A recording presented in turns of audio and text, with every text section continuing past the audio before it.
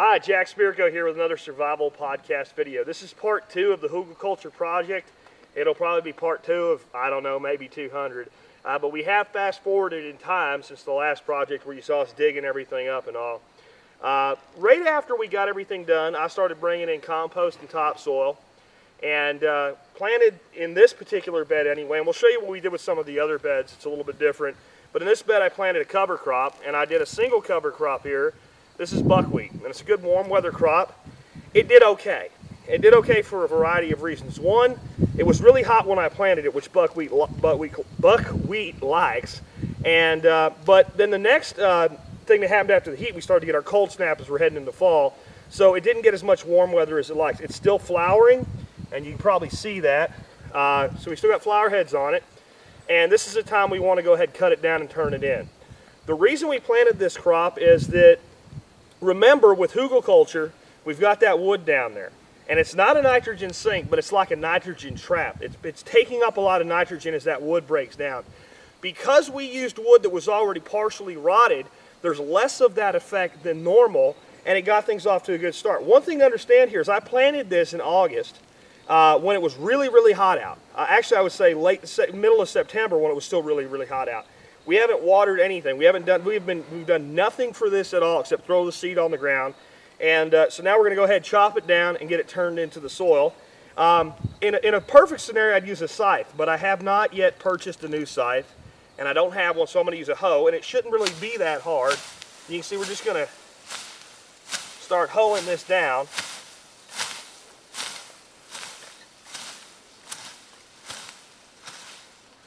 Just using a pulling motion, almost like a scythe, really.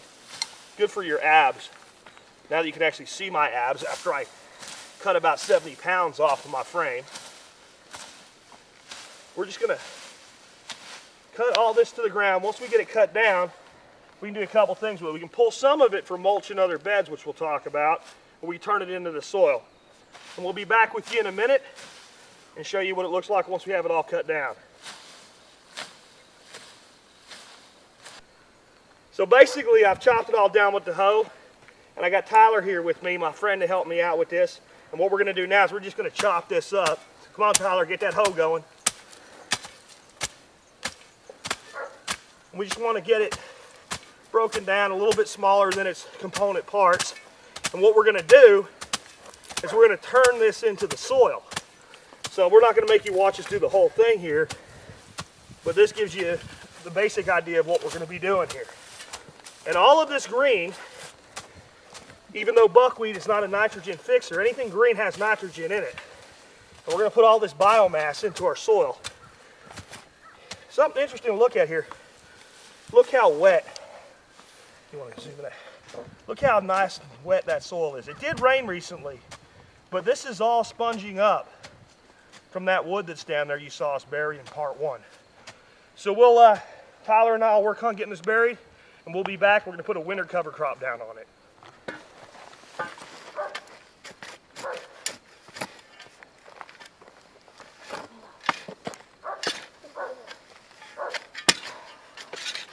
Use the nose to like chop it in. You want to totally incorporate it.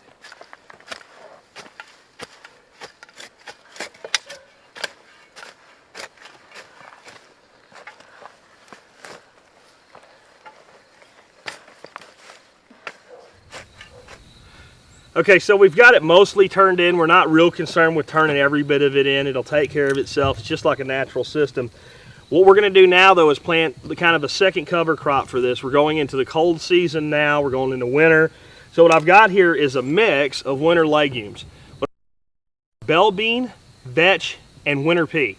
Don't ask me what my ratios are. I don't know. I just mixed a bunch of it together, and they're all going to go into that container there. The reason we're doing that here, bacteria, and this is the bacteria that actually allows a legume to fix nitrogen. As a legume grows, it has a relationship with natural occurring soil bacteria, and those two guys work together, and on the roots of your legumes will form these little white pinkish nodules.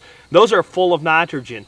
The bacteria get energy from the plant and they give nitrogen back to the plant. But when we cut that plant down or that plant naturally dies, the nitrogen that's left over falls off the root system, becomes bioavailable in our soil. So we're adding bacteria. Now, you really don't have to do this, but it sure makes a lot of sense and it doesn't cost very much money. We just put in, I don't know, 20 billion bacterium there. And this is called the slurry technique. Let's take a little of my drinking water here, and we'll mix that in there. And then we'll get our hands into that mess. And you can see it's mixed with heat, and that's why it's sticky, slimy. And what's happening is, we can't see this, but if we had a microscope, already that bacteria knows that it's in the presence of a leguminous seed. And it's actually affixing itself to the surface, and it'll grow right in with the root system and begin to reproduce symbiotically with our legumes. So we're actually going to go ahead and seed this, and after we seed this, we're going to seed this little mix here. This is cayuse oats and triticale. Triticale is a cross between rye and wheat. It's a good thing to use as a cover crop because it's sterile. It won't reproduce, so it won't reseed itself. I'm not real worried about that, but that's one of the reasons people use it. It's also really hardy. It grows aggressively the way wheat does, and it has a lot of the disease resistance and cold weather tolerance that rye does. The reason I have them in two different things is this really doesn't need to be soaked in this slurry.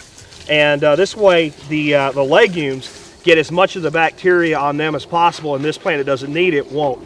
So we'll go ahead now, we're going to go ahead and seed these legumes, then we'll seed the oats and triticale, and what we're looking to do is take this bed into its next stage.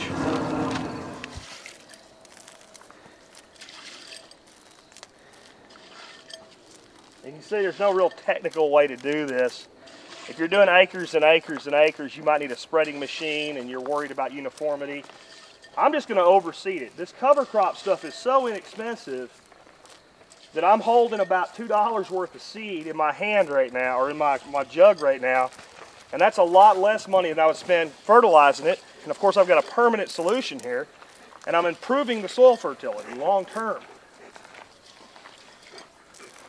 And again, we got bell beans, which are kind of like a small fava bean, and we've got winter pea, and we've got purple vetch. And then here we have cayuse oat and triticale.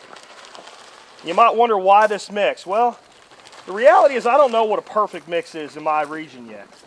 I'm trying a bunch of different things, and we'll probably show you some different beds with different mixes planted in it, some with more, some with different, some with maybe only one or two items. But my theory is this: some of these items will winter kill.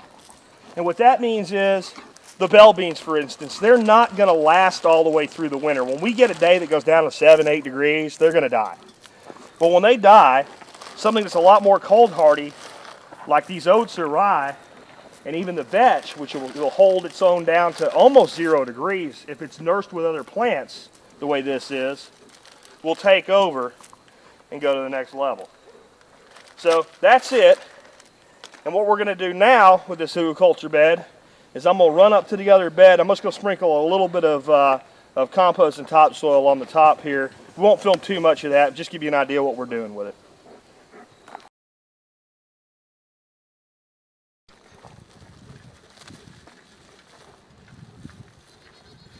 And if I didn't have another bed that wasn't planted yet, you know, I might have a wheelbarrow full of some compost, or I might have took some of the soil right out of here.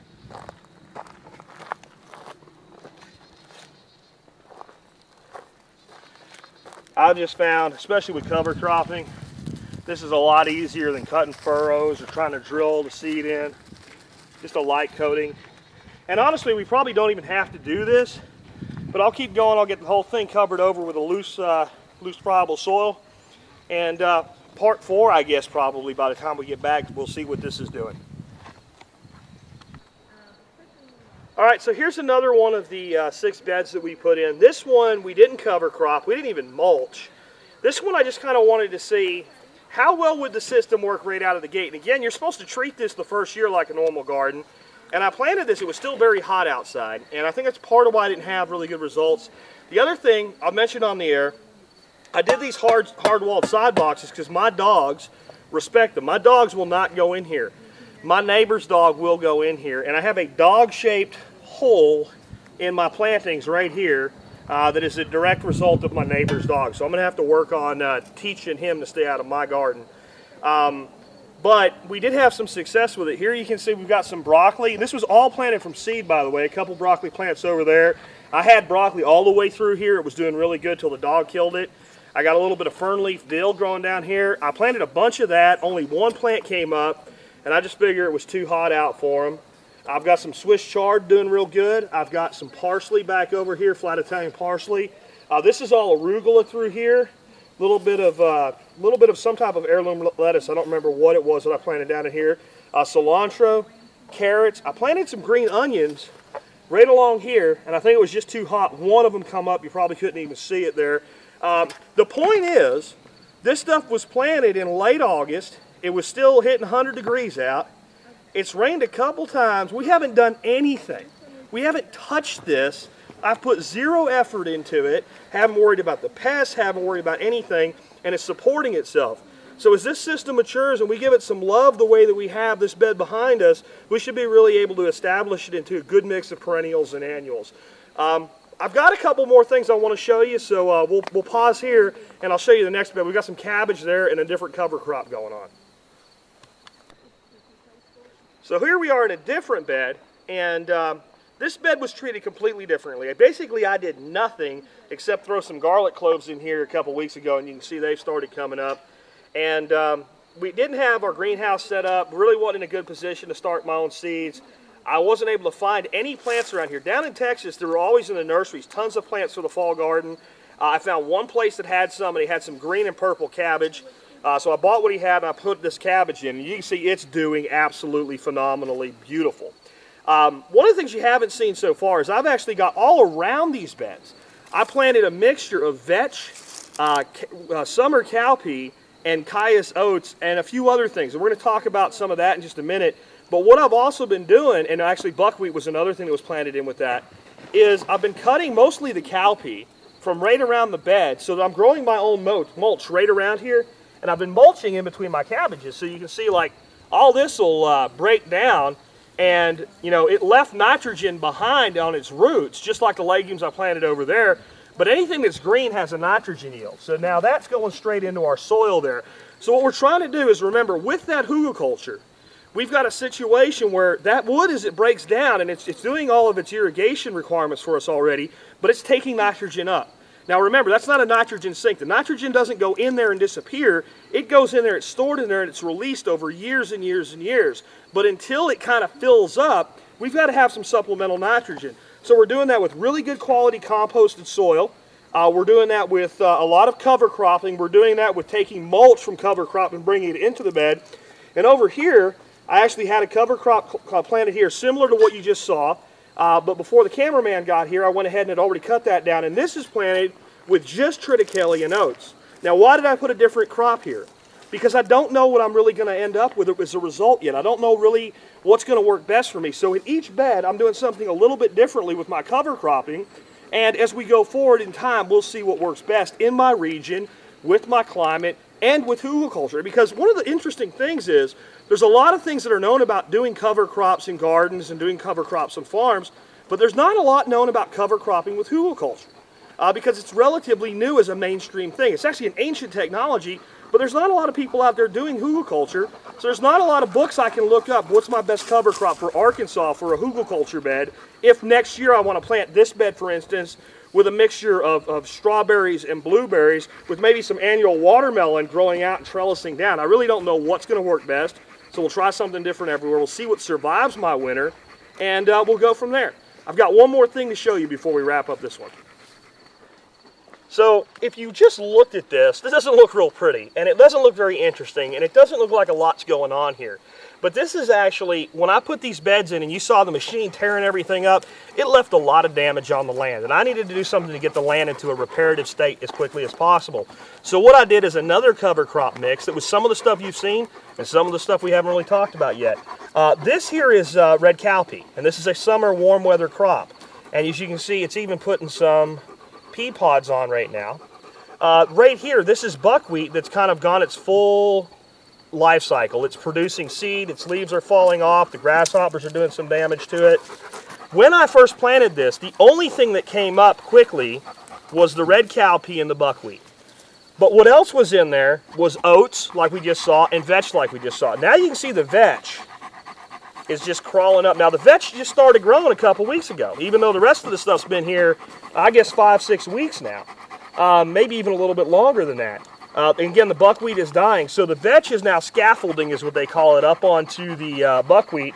But as the buckwheat dies, and it will die and go away, here we have our cayuse oats. So they will take over, and they can grow as tall as 6 feet tall, and the vetch will scaffold on that. And then what I've got here is I've got a great forage crop. And what I'll do, once the vetch establishes itself, I'll come in here with something like red clover in the early spring, and I'll plant that. And I'll have a great forage crop for rabbits or chickens or anything like that. And this is all the space that most people would plant a lawn in. I know this doesn't look real pretty right now. You know, give me a year to work on it, and I'll have something that's no maintenance and very regenerative.